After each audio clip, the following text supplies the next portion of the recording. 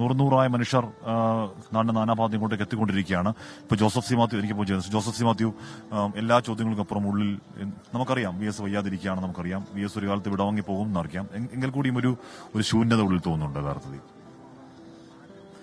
തീർച്ചയായിട്ടും അത്തരം ചോദ്യങ്ങൾക്ക് മറുപടി പറയരുത് എന്ന് വിചാരിച്ചാണ് ഇങ്ങോട്ട് വന്നത്. കാരണം അത് മുഴുവിപ്പിക്കാൻ കഴിയുമോ എന്നുള്ള കാര്യത്തിൽ എനിക്ക് സംശയമുണ്ട്.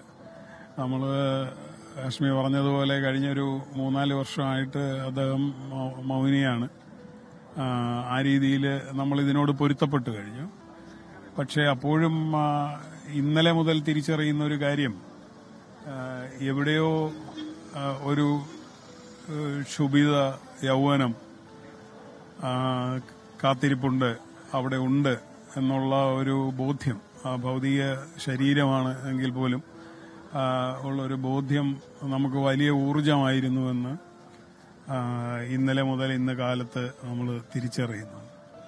തീർച്ചയായിട്ടും വലിയ നഷ്ടമാണ്.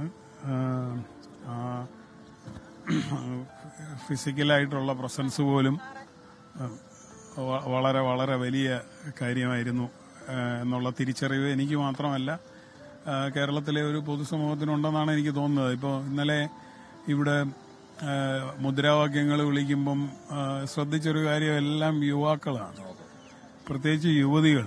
പാതിരായിക്ക് 3:30 ആ വീടിന്റെ ഗേറ്റ് അടയ്ക്കുന്നിടം വരെയും അങ്ങനെ തിങ്ങി വന്നത് അവരാണ്.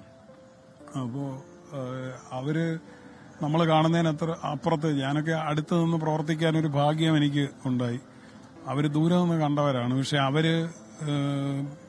അവരും തിരിച്ചറിഞ്ഞു എന്നുള്ളതാണ് ഞാൻ മനസ്സിലാക്കുന്നത്. സ്വന്തം സോഫ്റ്റ്വെയറിനെ പറ്റി കാര്യമായി പറയുന്നുണ്ട് ഈ ദിവസങ്ങളിലൊക്കെ. അപ്പം അന്ന് പി എസിനൊപ്പം വളരെ സജീവമായ നിഴലുപോലെ ഉണ്ടായിരുന്ന ആളാണ്. അപ്പോൾ ആ കാലത്തെ ഓർമ്മകളൊക്കെ എങ്ങനെയാണ്? എന്റെ ഒരു തിരിച്ചറിവ് കേരളത്തിലെ ഏറ്റവും യുവ നേതാവ് വി എസ് ആണ് എന്നായിരുന്നു അന്നത്തെ തിരിച്ചറിവ്.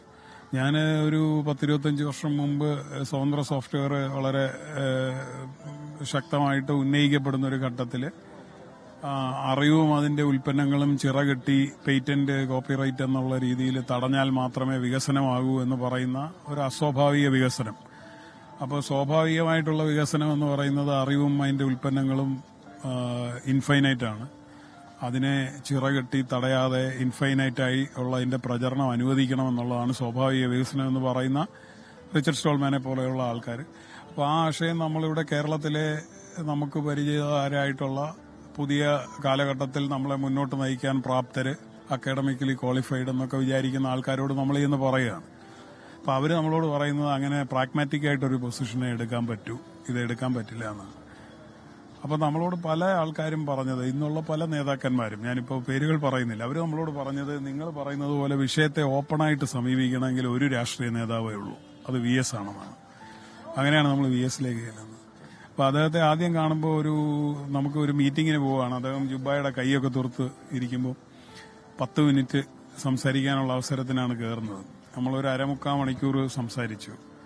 അപ്പോൾ നമ്മൾ ഈ എഡ്ജ് ഓഫ് ദ സീറ്റിൽ ഇരുന്ന് ധൃതിയിൽ പറയുകയാണ്.